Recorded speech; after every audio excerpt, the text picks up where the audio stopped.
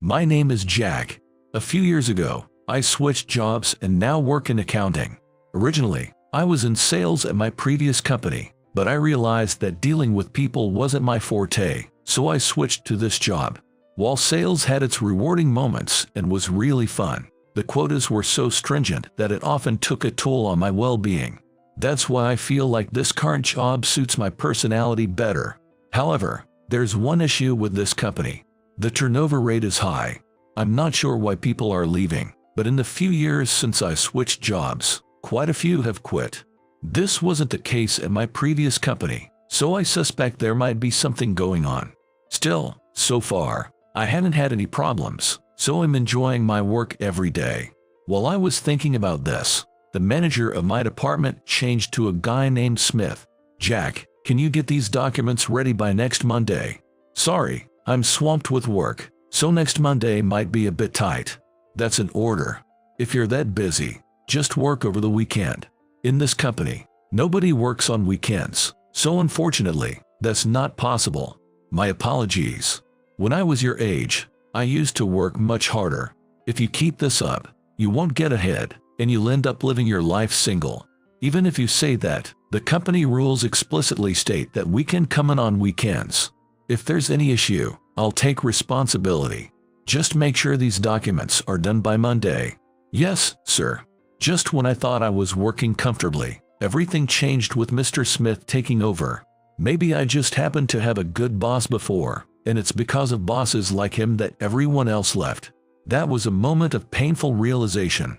He said he'd take responsibility, but without any formal permission. I'm not sure if he really will if something goes wrong.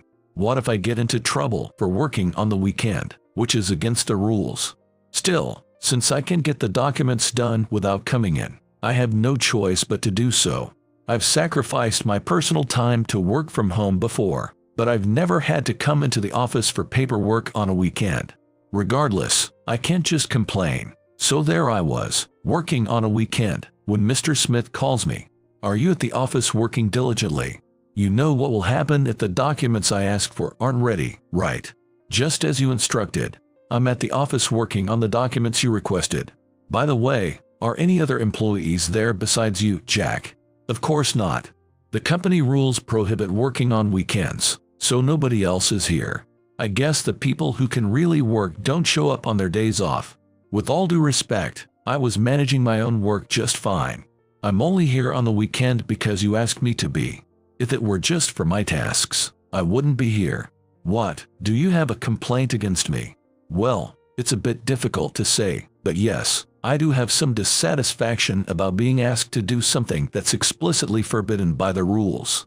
Anyway, since you are breaking the rules, make sure you don't cause any trouble. If anything happens, you'll have to take responsibility for it yourself. Wait, that's not what you said before. I came in because you told me you'd take responsibility. I don't recall saying anything like that.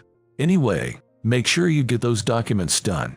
Mr. Smith said this and then hung up the phone. I feel completely set up. He said he would take responsibility, but now it seems like it's going to be all on me if something goes wrong. However, since I've already come in, there's no turning back now. So, I decided to be extra careful to avoid any problems and just focus on getting the documents done. Just working on the documents shouldn't cause any issues. As I worked, feeling anxious, I ended up with a stomachache from the strange tension. Since no one else was around, I didn't worry about what anyone might think and went straight to the restroom. I kept taking short breaks to the restroom while working, and after a considerable amount of time, I finally finished the documents. I was quite exhausted. So as I was packing up to leave, the phone rang with a call from Mr. Smith. I thought, why is he calling at a time like this? But I couldn't just ignore it, so I answered. I've just finished the documents. Why are you calling at this time? Is something wrong? I have a favor to ask you, Jack. I could sense Mr. Smith almost laughing. At that moment, I had a bad feeling, but I couldn't just hang up, so I continued listening. What is it that you need from me, Mr. Smith? I've already completed the documents you asked for. Well, there's another document that I was supposed to make, but I left the necessary data at the office. Can you check that data and prepare the document for me? Why do I have to make it for you? I've just worked through the weekend, busy with my own tasks, and I've just finished those documents. Are you saying you can follow my instructions? I'll tell you where the data is stored, so gather it and prepare the document. Understood.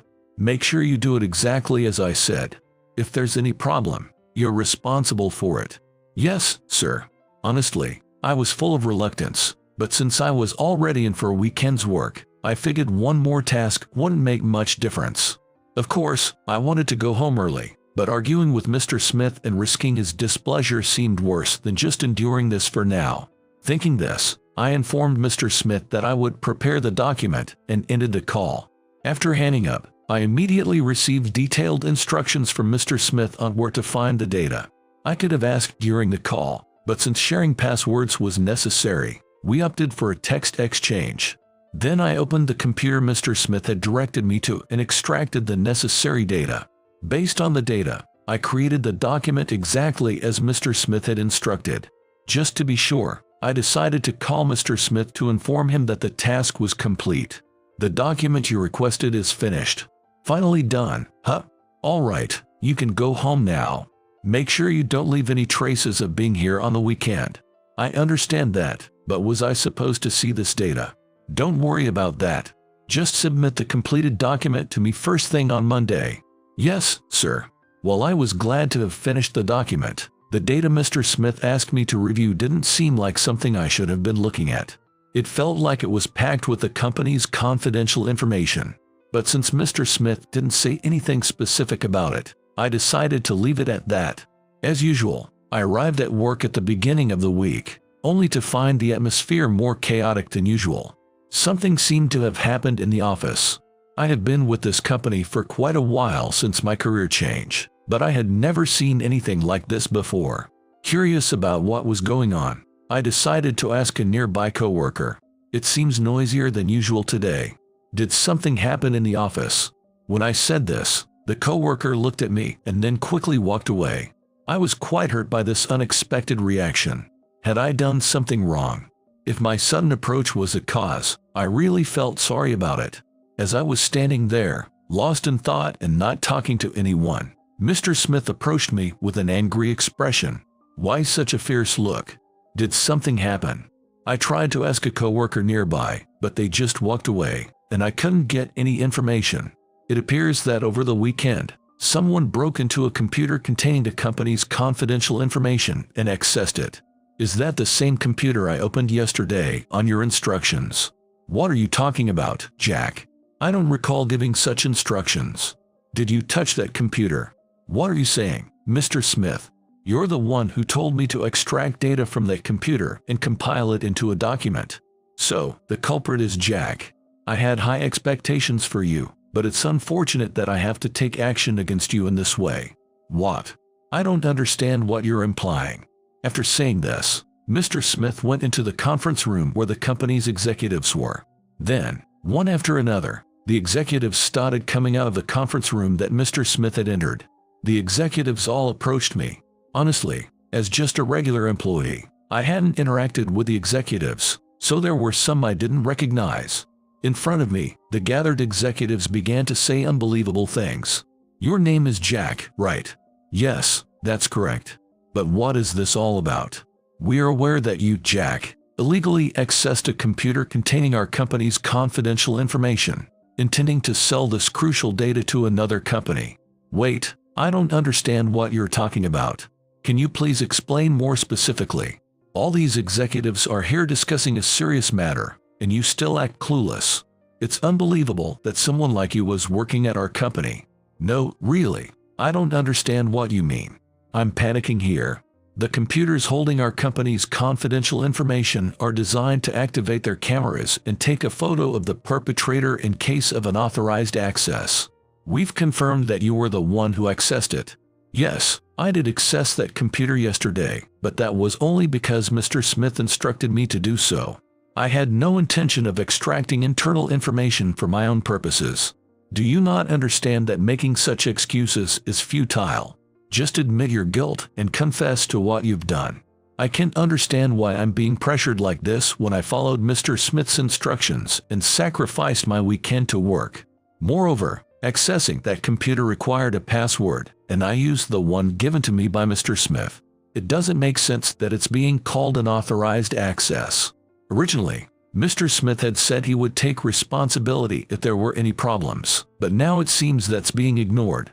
And there he is, standing behind the executives, smiling as if he knows nothing. It looks like I've been completely set up by Mr. Smith. In hindsight, although I had a good reputation within the company, Mr. Smith's reputation was poor, and he was disliked for it. Maybe he set me up because he didn't want to work with me. If I knew it would come to this, I should have been more cautious about Mr. Smith's instructions.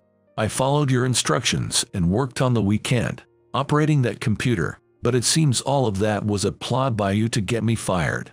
What? Are you saying it's all my fault, and you did nothing wrong? That computer had a clear image of your face, Jack, and documents with confidential information were found at your desk. That document was compiled because you instructed me to do so. It wasn't something I did on my own initiative, and I even questioned if it was okay to handle such information. If you truly acted under my instructions, then produce evidence. If there is proof that I'm the culprit, I will admit to the crime, but I can't accept being blamed without evidence. But how can I provide evidence when the instructions were given over the phone? There's no way to prove it. Even the password you sent me was retracted when I checked earlier. Is it true that the message was retracted? That was just because I accidentally sent something meant for my family to Jack, so I retracted it. It has nothing to do with this case. I see. Hearing this response from the executive, I felt that any further defense from me would be futile. I had noticed Mr. Smith attending many executives' gatherings recently, likely currying favor with them. Consequently, his opinion seemed to carry more weight than mine. With other executives also giving me hostile looks, it appeared there was nothing more I could do. In hindsight, it seems that all the colleagues who left the company had been in departments managed by Mr. Smith. In retrospect, all the colleagues who had left the company were from the department managed by Mr. Smith, like me, and many had good internal reputations. Probably, they were all maneuvered into leaving the company in a similar manner as I was being forced out now. Thinking this, it seemed pointless to stay in such a company any longer. Maybe the right decision was to leave swiftly. Deciding that I couldn't bear being viewed as a problem employee by everyone, I chose to resign on my own. It was frustrating to be outmaneuvered by Mr. Smith, but with the executives siding with him, anything I said would likely be in vain. I really haven't done anything, and I wouldn't even know how to sell that data to another company. But I don't want to stay here any longer, so I'll be resigning. Now you're saying this, pretending you didn't sell our information. Besides, in the meeting that just took place in the conference room, it was already decided to fire you, Jack. I see, that makes things easier. I'll leave by the end of today. Thank you for everything over the years. I never thought you'd betray the company and then resign to escape. Don't do such things in any other company you join. I hadn't caused any problems in this company, so that's not a concern. I never imagined I would leave this company like this. I thought I would work here for my entire career. I don't care about that, just leave quickly. As long as you are here, there's a risk that more information might be stolen and sold to other companies. Then, I'll take my leave. I'll just take my necessary belongings and ask you to dispose of the rest. With those words, I decided to leave the company. It didn't feel like much time had passed since I arrived, but it was already past noon. As I walked, pondering my next steps, I felt like I could walk endlessly, but then I decided to go to my parents' house. My dad runs a small restaurant, and I often go back home. I enjoy chatting with the regulars who have been coming since I was young.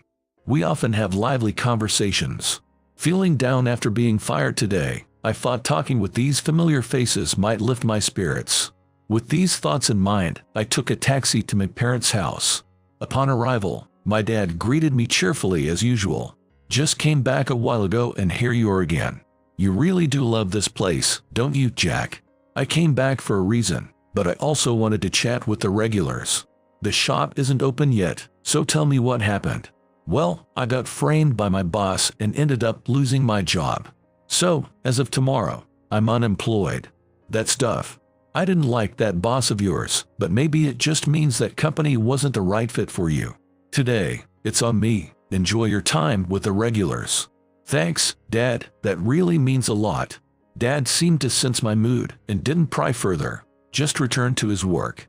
He probably figured pushing too much might hurt me more. His understanding nature is why I always want to come back home. By the way, my mom works in the dining hall of the restaurant, and to the regulars, she's kind of like the star attraction. As Dad suggested, I waited in the shop until the regular customers started to arrive. Mom came in a bit later, exchanged a few words with me, and, sensing my mood, kindly gave me space. Usually, I'm not comfortable with people tiptoeing around me, but today, having just left a job I'd held for many years, I appreciated their thoughtfulness. As I was mulling over these thoughts, the shop's opening time arrived, and right at the moment of opening, a customer I hadn't seen before entered. Apparently, he was a regular at our shop. "You might have lost your job, but don't get too down. Take some time to rest, and then get back at it." "You lost your job?" "Yes, that's right." "Do you come here often?" "Yes. When I lost my job, I was drawn to this place, which was near my home. I've been coming here ever since." "That's interesting. I just got fired today and found myself drawn back to my parents' place, almost like being pulled back home. Despite not being at fault at all, I was abruptly fired from my company, and it's been hard to accept. I've been looking into the company I was just let go from. It seems we're in similar situations. I was also fired at an executive meeting, despite not having done anything wrong. I never expected to meet someone among the regulars who shared a similar fate. It felt like such a coincidence that I decided to share my work troubles with this regular, Mr. Johnson, something I hadn't planned to do. If I hadn't been fired, I probably wouldn't have delved into such details, but since I was already let go, I thought it didn't matter what I discussed. As I was thinking this, I took out my now unnecessary business cards from their case. I didn't want to keep anything related to the company, so I thought I'd throw them away. But Mr. Johnson looked shocked when he saw my business card. "Wait a minute. The company you were fired from, that's the company I used to work for." "What? Is that even passable?" "It's true that we have a lot of employees, so there are many I don't know, but I had no idea you were an employee in my company. By the way, the supervisor who set you up and got you fired, was it Smith?" "You too, Mr. Johnson. Were you fired because of him?" I did notice that his subordinates often got fired, but this coincidence, or should I say miracle. "Actually, would you mind helping me investigate Smith? Honestly, it's hard to accept that we got fired while he remains untouched." I was thinking the same thing. If we can somehow expose Smith's misconduct to the executives, our firings might be revoked, and he might be held accountable. I've been planning a strategy for a little while and making preparations. I think it can work. Let's cooperate and seek justice. Never expected such a turn of events after coming back home. I'm not satisfied with how things were left, so let's uncover the truth for the sake of the company. Thank you for your cooperation. I'll share the plan I've been working on, and any help you can provide within your capacity would be appreciated. So, we decided to collaborate and devise a strategy to expose Smith's wrongdoings to the executives. Luckily, Mr. Johnson had already thought quite a bit about it, so we didn't have to start from scratch. His strategy involved getting in touch with Smith's current subordinates and asking them to inform us when they were requested to work on weekends.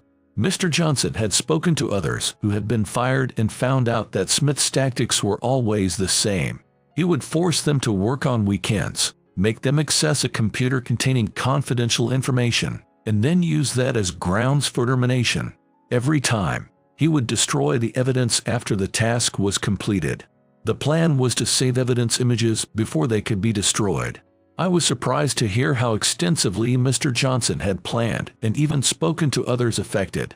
I didn't realize you had investigated and developed a strategy based on others' experiences. I was really upset about being fired despite my hard work, all due to Smith's scheming. I'm so glad you're willing to help, Jack. I also left the company with regrets, so I'm grateful for this opportunity to make things right. I'm really glad I stopped by my parents' house instead of going straight home.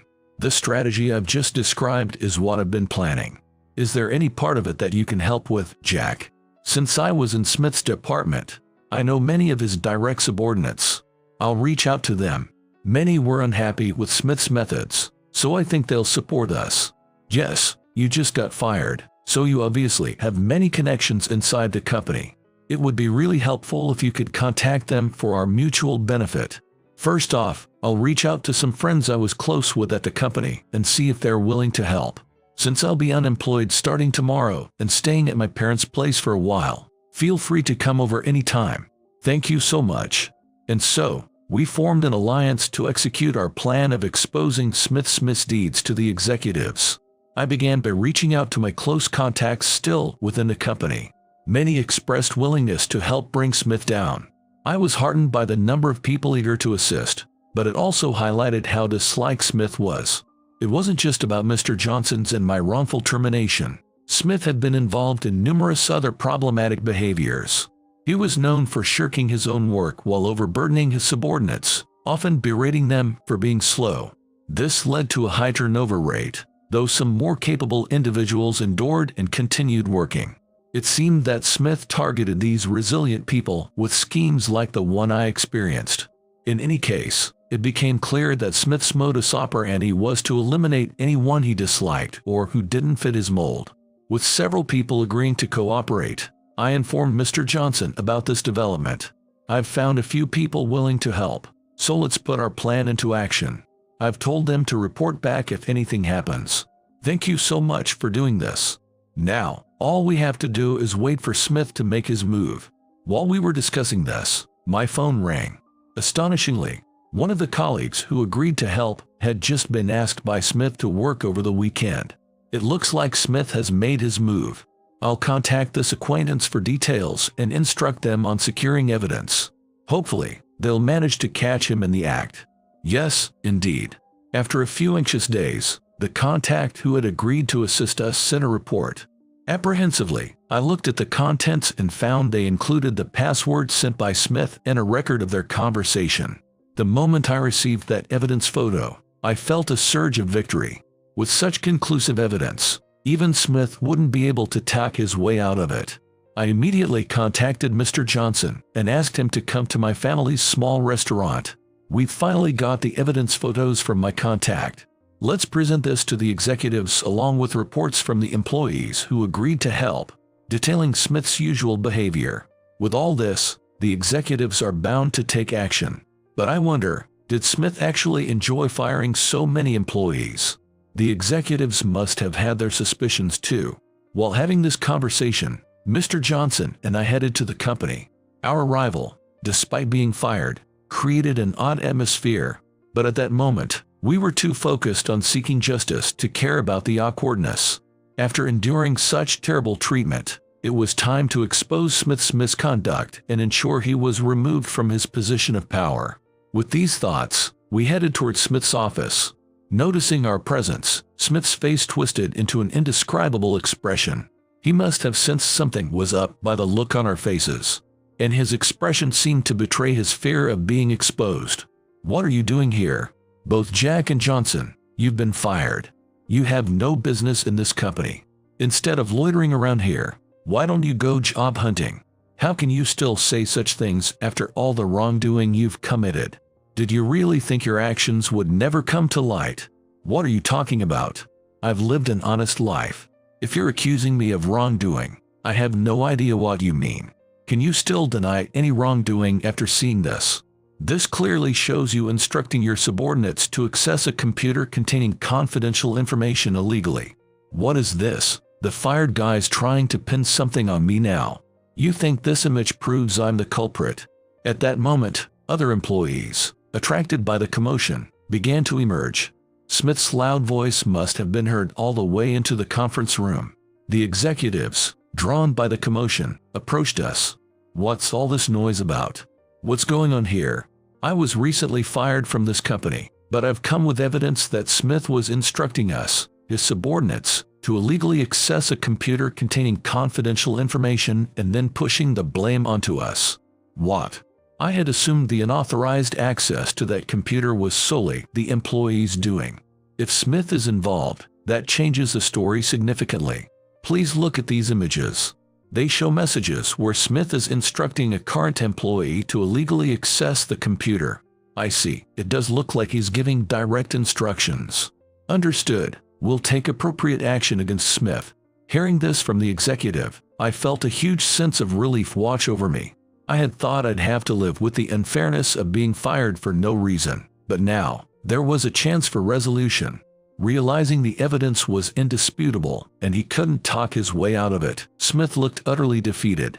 He had been making desperate excuses just moments ago, but now he was completely silent. With numerous reports from Smith's subordinates coming in, all painting a negative picture of being overloaded with work and verbally abused. Please consider this in your decision on his punishment. I've received individual reports about these matters. In fact, during the recent executive meeting, we were already considering harsh punishment for Smith. Now, knowing he instigated unauthorized access, termination is inevitable. Considering that several innocent employees were unfairly fired, it would be fair if Smith received a similar fate. Given that it's now clear Smith orchestrated these wrongdoings, those wrongfully accused, like yourselves, are welcome to return to work with us if they wish. And we owe you an apology. That's unexpected. Employees, including Mr. Johnson and me, who had been wrongfully fired due to Smith's manipulations, decided to return to the company, especially with Smith being terminated. When I was fired, I felt alone in my plight, but the miraculous encounter with Mr. Johnson not only allowed me to confront injustice, but also helped me return to a job I loved. The company, without Smith, felt much more comfortable. The executives, having learned from this incident, became more cautious in their decisions, improving the overall company culture. As for Smith, now unemployed and tarnished with a bad reputation across the industry, he faced a difficult time finding new employment. Given his previous conduct, I thought it was fitting he experienced this hardship for a while.